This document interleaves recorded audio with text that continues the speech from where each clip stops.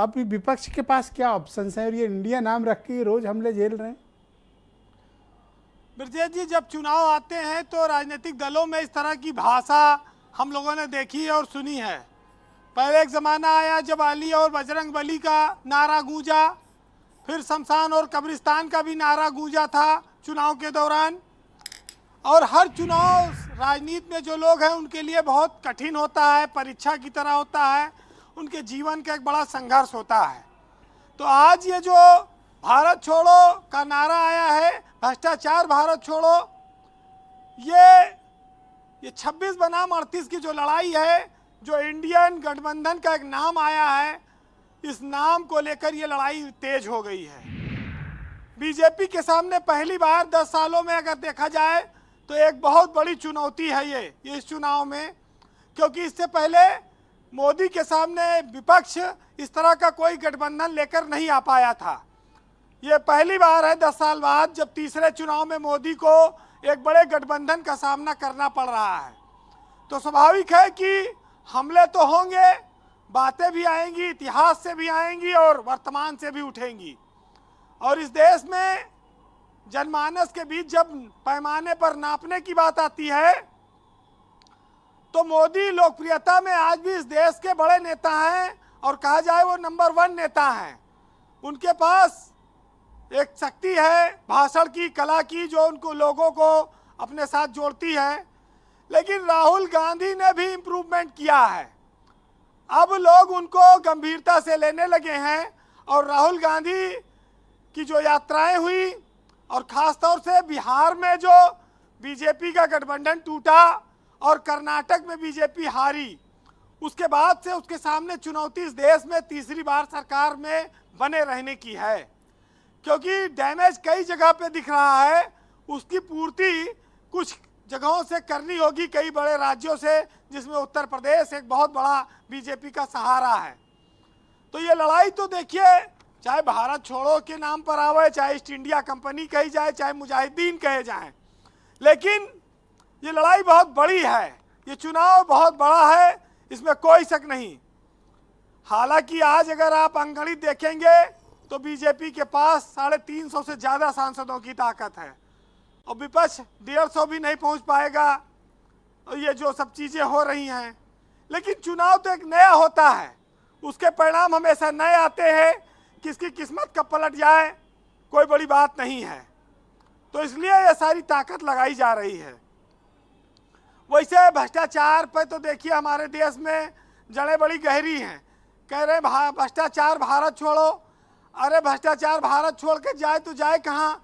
दूसरे देश में जाए, वहाँ वो पहले से मौजूद है, मार के धक्का फिर लौटा देगा भ्रष्टाचार को।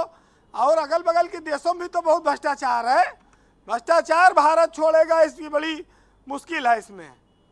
तो ये एक बड़ी समस्या है। हम लोग कहते हैं कि अरे नाम को छोड़ो, नाम में क्या रखा है, लेकिन नाम में बहुत कुछ होता है। नाम से कई बार किस्मत बदल जाती है। तो ये जो इंडिया गठबंधन का इन्होंने नाम रखा, ये नाम जो है इनको संघर्ष की एक ताकत दे रहा है। अब इसमें कितने लोग ये जुड़े रहेंगे, कितने अलग हो जाएंगे, ये अलग बात है। देखिए, हम उम्मीद करते हैं अपने नेताओं से नैतिकता की, चरित्र की, आदर्श की, लेकिन ये सब खाली भाषण के लिए होती हैं। इनका आदमी अपने जीवन में कोई इस्तेमाल नहीं कर रहा है तो नेता कहाँ से करेंगे? तो ये तो सब जो बड़े लोग दिखाते आए हैं, वही इस देश में जनमानस में भी चीज़ें जा रही हैं। वो भी कहते हैं कि सब उपदेश और भाषण दूसरे के लिए है, अपने लिए थोड़ी होता है, तो इसे लागू नहीं किया जा सकता अपने ऊपर।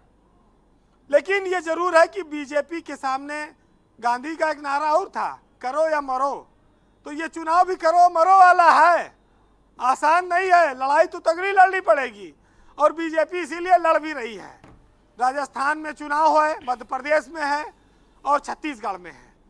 ये 3 राज्यों के चुनाव इस देश में बताएंगे कि जो लोकसभा का चुनाव होगा उसकी तस्वीर क्या होगी। तो स्वाभाविक है कि वहाँ पर तो कड़वी बातें कही जा रही होंगी, लेकिन एक अंतर और देखिए आप कि भाषण देने पर तो बहुत लोगों की विधायकी और सांसदी चली जा रही है, लेकिन ऐसे भाषण ओवैसी भी देते हैं, साक्षी महाराज भी देते हैं और गिरिराज सिंह भी देते हैं बहुत कड़े कड़े भाषण। इनकी नहीं जाती, पता नहीं क्यों नहीं जाती, यहाँ पर अदालत सोई रहती है। ब्रजेश जी, आज के ज़माने में सिर्फ एक फंडा चलता है कि अगर कोई तुम्हारे साथ है तो भ्रष्टाचारी हो सकता है, परिवारवादी हो सकता है, लेकिन हमारे साथ आ जाए तो लाइफ बॉय साबुन है, सफ़ेदी की चमकार है, कीटाणु मारने वाला है। ये सब सियासत का बड़ा नंगा सच है और इसको जितनी जल्दी जो स्वीकार कर ले वही अच्छा है, बाकी तो कुछ है नहीं। और गठबंधनों में तो हमेशा ये रहा है जी कि जाओ उनको गले लगा लो जिनसे कुछ ना छूटा है, और तोप यूरिया चारा जूता सब कुछ इन्होंने लूटा है। तो इस देश में तो हर चीज पे खाया है नेताओं ने, हर घोटाले में नेताओं का नाम आया है, लेकिन सियासत में जो बुलंदी पर होते हैं उनके बारे में साहित्यकार क्या कहते हैं सुनिएगा कि क्या तमन्ना है कि रोशन तो सब हो मगर कोई चिराग मेरे बराबर ना हो, और बढ़ते पेड़ों पे वो तलवार चला देता है, उसको जिद है कि कोई उसके बराबर ना हो।